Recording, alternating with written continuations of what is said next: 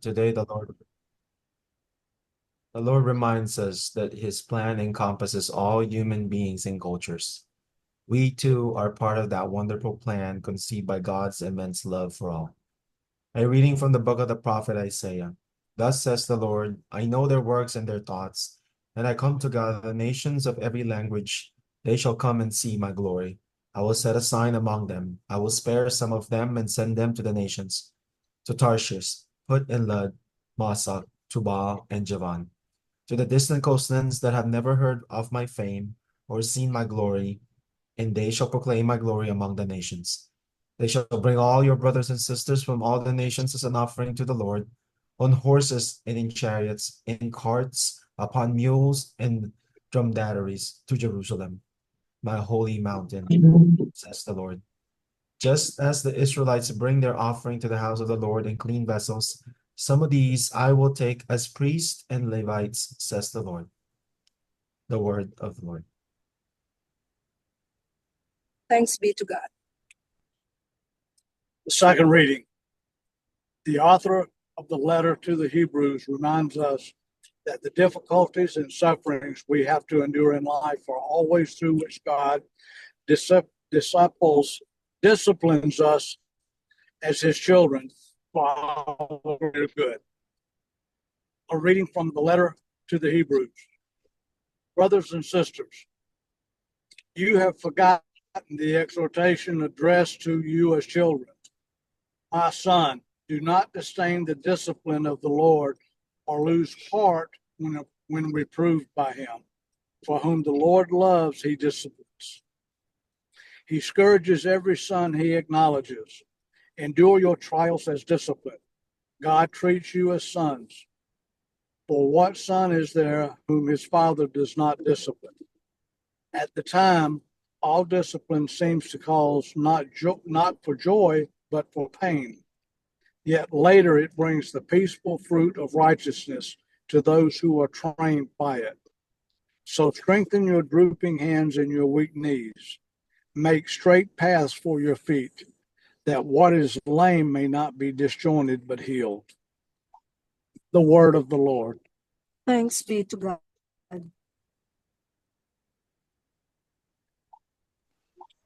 Alleluia, alleluia, alleluia, alleluia.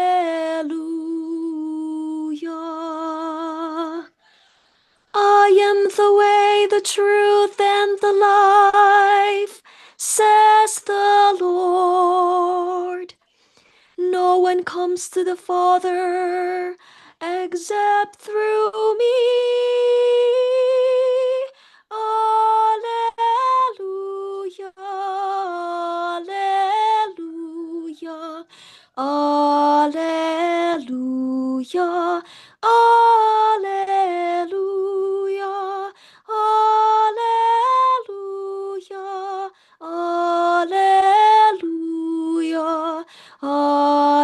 Alleluia, alleluia,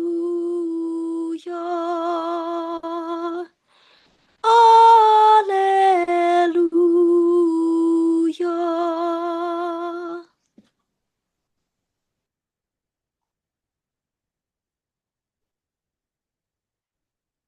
The Lord be with you. A proclamation from the Holy Gospel according to Luke. Glory to you, O Lord. Jesus passed through towns and villages, teaching as he went and making his way to Jerusalem. Someone asked him, Lord, will only a few people be saved? He answered them, Strive to enter through the narrow gate, for many, I tell you, will attempt to enter but will not be strong enough. After the master of the house has arisen and locked the door, then will you stand outside knocking and saying, Lord, open the door for us? He will say to you in reply, I do not know where you are from. And you will say, We ate and drank in your company and you taught in our streets. Then he will say to you, I do not know where you are from. Depart from me, all you evildoers. And there will be wailing and grinding of teeth when you see Abraham, Isaac, and Jacob, and all the prophets in the kingdom of God, and you yourselves cast out. And people will come from the east and the west, and from the north and the south, and will recline at table in the kingdom of God. For behold, some are last who will be first, and some are first who will be last. The Gospel of the Lord. Praise you, Lord Jesus Christ. So, brothers and sisters in the Lord, good morning to those in the US and our brothers and sisters in the Philippines and some other parts of the globe. No? Good day to you. By the way, today is the Queen of Apostles College Seminary, for of which we are also part of the formation program, is celebrating its feast day, the Queen of Apostles. So supposedly that was the other day, August 22, but um, they have it on a Sunday so that many other people, especially the families of the seminarians, the benefactors, could also join. No? And as mentioned, we continue praying for our brothers and sisters in need of prayers, especially the sick and those celebrating their anniversaries, birthdays. No, it was mentioned, Doc Rudy. So our greetings to you and to Tita Didi, and also to uh, our assurances of prayers for those who ask for healing, including our brother Sherwin Lopez. Now, in this 21st Sunday in Ordinary Time, let me start with one with a QOTD, no, as we used to. So,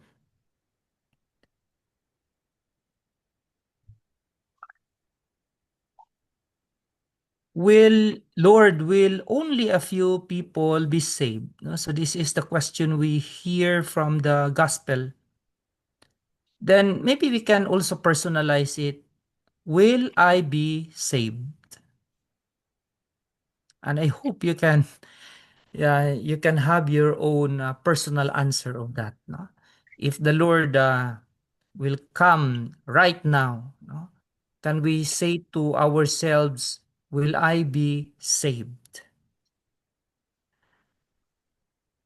We have this theologian or church. We have one of the saints, no, recent saints in our history, Saint John Henry Newman.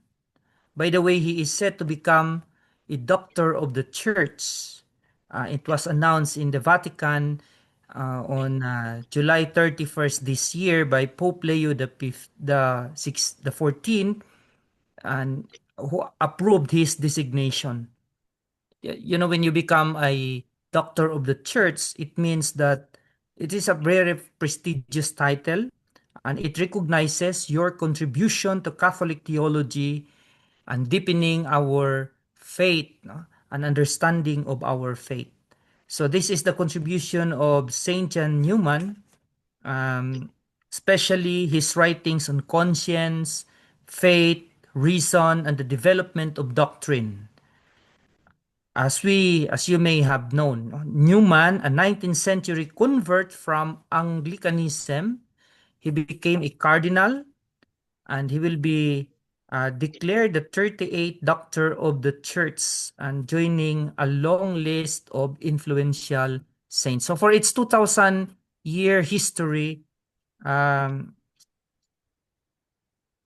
we only have 38 so far, no, to become or to have become Doctor of the Church.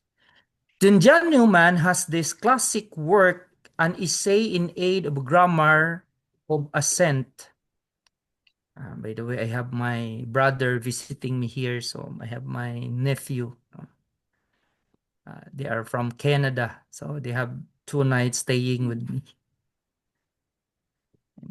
So he has this classic work, An Essay in Aid of a Grammar of Assent, and he makes a very important distinction. So he has this distinction between notional assent and what he calls real assent. So what are these? Notional assent happens when we agree with an idea in theory but allow it to have no real impact in our lives. It's a very good definition. It is faith that lives in the mind but not in the heart. Now, before going to what is that real assent, let me present to you this New Testament scholar in the name of Craig Keener. Craig is a Protestant, but he is well known in the circles, especially of biblical scholarship. He described this, what we call the notional assent, when he recalled his years as an atheist. So he said, before becoming a Christian, he said, one of my central objections to believing anything about Jesus was that 80% of people in my country, and he's an American, claim to be his followers. Yet, most of them apparently lived as if it made no difference for their lives. I think in one of the sharings here, I also mentioned about Mahatma Gandhi, who said, no, while because accordingly he also likes to read the Bible. Finally, he said, at one point, he said, "I love your Christ, but not your Christians." It is as if telling that, wow, we have these ideals, the very good teaching of the Lord, but it seemed that we cannot find it in the life, in the witnessing of the Christians. So, in other words, what Craig mentioned was people or those who claim to be Christians gave notional assent to Christianity. They believe in the idea of God, but it did not shape their decisions, their priorities, or the way they live. So we have this, yes, we can say that we are Christian, but there seems to be no influence in our decisions, in our priorities, and the way of life we lived. I think it's real, it's very real. And it's sad to say, no? That is why, as a Christian country, I think we have a lot of things to overhaul if we want really to be called a Christian country. By contrast, Newman explains that real assent is faith that has become alive, concrete, and transformative. It is when belief touches the deepest core of my identity and shapes how I live each day. So it's not just in the mind. Belief now has really influence, has really changed the way I look at things, how I decide, how I uh, live my life. So again, we go back to Craig, the second paragraph. I reasoned that if I believed that there was truly a being to whom I owed my existence and who alone determined my eternal destiny, I would serve that being unreservedly. So this is very beautiful. That is real assent. And that is what Dietrich Bonhoeffer would later call costly grace. In a way, last week, no, in my homily, I shared about Dietrich Bonhoeffer. Dietrich was one of the theologians, a Protestant, but he was also very famous among many among the theologians and even philosophers. No? Those who studied philosophy would have taken his many works. He is known as an historical materialist.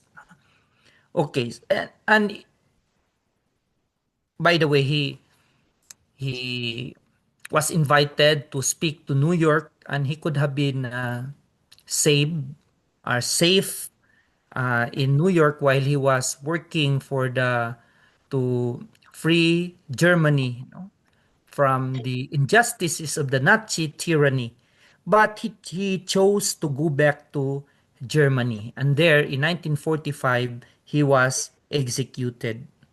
And he said that he distinguished between this cheap grace and costly grace in one of his works. What is this cheap grace? It is the desire for the comforts of religion without conversion, forgiveness without repentance, discipleship without the cross. And that is cheap grace. It is as if we'll just be comfortable with our religion without really changing anything, just the status quo. But he also says that if you want to be truly a disciple, it is costly grace. It demands sacrifice, loyalty, and courage. Yet it is grace because it gives us the only true life. So, it is perhaps Newman's influence also about when he said nominal and real assent. So this is exactly the point Jesus makes in today's gospel. So he asked a question, Lord, or the person asked him, he is asked, Lord, will only a few people be saved? And if you notice, the Lord did not answer him directly. The man does not ask, will I be saved? Or what must I do to be saved? So instead, the person or the man who asked Jesus is speculating about numbers, about others, about theory. The rabbis of the time debated this as well. So there was this controversy even among the rabbis during the time of Jesus. Some believed, as recorded in the Mishnah, when we say the Mishnah, this is the first major compilation of Jewish oral law and tradition in the 2nd to 3rd century after death, or the Christian era. And what it says there, that all Israel will have a share in the world to come. And also others, like the author of the 4th Ezra in the scripture, argued, this age the Most High has made for many, but the age to come for few. So there are differing interpretations and I would say claims about what will really happen to people, to Israel. So Jesus refuses to get caught up in speculation. Instead, he turns the question back on the man and on us. Strive to enter the narrow gate. So in other words, don't worry about how many will be saved. Worry about your own soul and work out your own salvation with fear and trembling. And we read that in the letter to Philemon. So we do not worry how many will be saved, or about the quantity. But the gospel is telling us that we have to worry about our own salvation. Jesus then uses two striking images, the narrow door and the locked door. The narrow door tells us that following Jesus or following the Lord is demanding. It requires effort, discipline, sacrifice, and perseverance. It is the way of costly grace. Then he also mentioned about locked doors. And what is the significance of that? Because once a door shut, it cannot be opened. So it reminds us that time is short and the opportunity to respond will not last forever. So we should not delay. We should not say, maybe I'll just respond to you, Lord, after I achieve this, or where my children will be like this, and so on and so forth. Time is short. We may no longer have that luxury of time. So to illustrate the difference between speculation and commitment, imagine this story. Two monks were walking by a river. The younger novice, who had never seen such a river before, kept pestering the elder monk with endless questions. Where does it come from? Where does it go? How deep is this river? Can you drink the water? Finally, in exasperation, the older monk pushed him to the river. And so he said, now you know. So the point is clear. We can spend our lives asking questions about God, about faith, about salvation. But there comes a moment when we must jump in. Faith requires commitment and it requires real assent. So Jesus warns us against cheap grace, against a faith of convenience. So it is not enough to say, Lord, we ate and drank in your company. You taught in our streets. Or it's not enough to say, Lord, I went to a Catholic school. I went to Mass. I say my rosary or my Divine Mercy chaplet. Or I gave to the collection of the church. Or I read the scriptures. These are good things, but unless they flow from a heart truly converted to Christ, they remain only notions. So they may not be the real assent.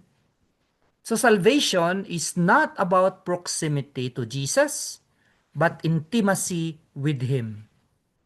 It is not being around Him, but being united to Him. So that is why Jesus concludes with a paradox. Some are last who will be first, and some are first who will be last. And the Jews assumed Gentiles could not be saved. Yet many Gentiles entered the kingdom before them because they received the gospel with faith. St. Paul echoes this mystery when he writes that a partial hardening has come upon Israel until the full number of Gentiles enters, and then all Israel will be saved. So we read that in Romans 11:25-26. God's mercy is greater than we can imagine, but His call is also more demanding than we sometimes wish. So today, the Lord's challenge is simple yet urgent. Stop asking how many will be saved. Instead, ask, am I willing to enter by the narrow gate? Will I give Jesus not just notional assent, but real assent? My whole heart, my whole life, my everything. That's the only way to enter the joy of the kingdom. Finally, maybe how to do it. Maybe this week we can choose one concrete way to enter the narrow gate.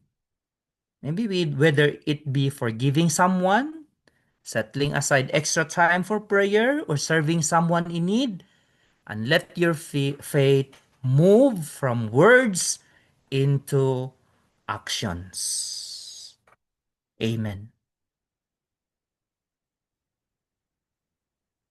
May the Lord bless us all.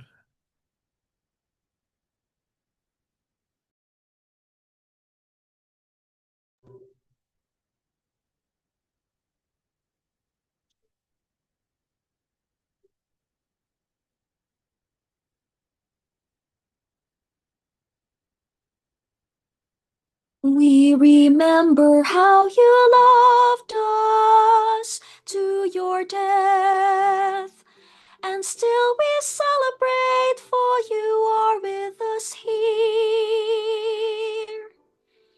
And we believe that we will see you when you come. In your glory, Lord, we remember, we celebrate, we believe.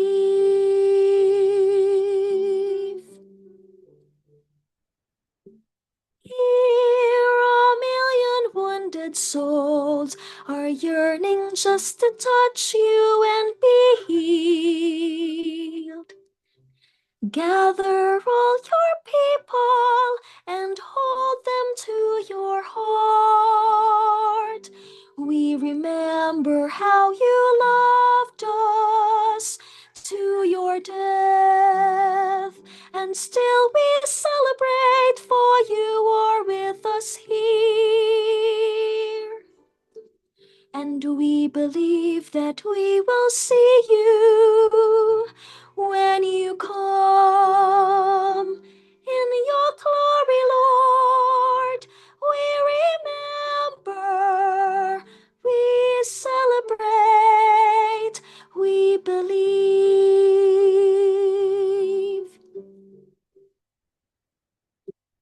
Now we recreate your love.